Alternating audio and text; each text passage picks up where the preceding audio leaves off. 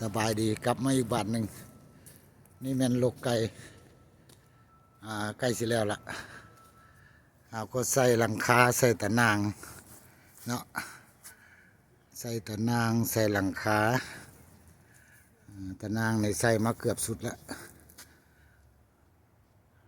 อันนี้แม่นบอนพนธิไข่เนาะกำลังเห็ดอยู่ยังบ่ทันแล้วไอ้สิแล้วล่ะอันนี้แม่นลูกไก่ให้ถือตามลักษณะของบ้านเพิ่นเนาะบ้านเฮานี่เฮ็ดจังใดก็ได้แต่เมืองอเมริกานี่ต้องให้ถือลักษณะเนาะลูกไก่นี่ให้สะอาดทั้งลุมนี่ก็แม่นเอาคาดบอร์ดเนาะเอาแก๊สใส่ซะก่อนแล้วก็จะเอาเป็นอย่างขี้ไม้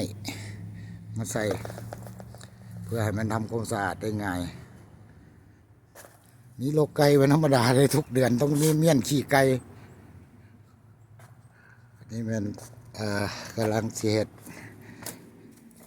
กำลังเริ่มลงมือมาหลายมือแล้วแต่มันหนาวยามนี่นะคอยเห็ดไปจนน้อยก็แล้วหรอกนี่อันนี้เขาเอื้นมาอย่างโรคไก่โรคไก่โบเมนโรคไก่ถาวรหมายก็ว่าง่ายได้เนาะเวลาเมี่ยนขี่มันก็ล่อใส่แก่ไปพุ่นเอาไปไว้พุ่นเมียนขี่ไก่แล้วจะเอาคืนมาพอไปเมียนบ้านมูก็ได้เลยอันนี้เขาอยู่ในเมืองซาลอดเขาจะอนุญาตให้เลี้ยงได้แต่พอเกิน8 ตัวเนาะ8 แม่ก็ได้8 หน่วยเอาง่ายๆว่า8 แม่เอา5 หน่วยไข่แต่ละมือนะไข่แต่เก็บไข่แต่ละมือนะให้เบิ่งเท่านี้แหละยังบ่ทันแล้วเถอะหมดแล้วเอาไก่เขามาใส่แล้วไก่อยู่พุ่นล่ะไก่มาใส่แล้วสิบอก ขอบใจหลายเด้อที่ว่าเข้ามากดเบิ่งนะบ่ต้องกดไลค์กดแชร์ก็ได้หรอก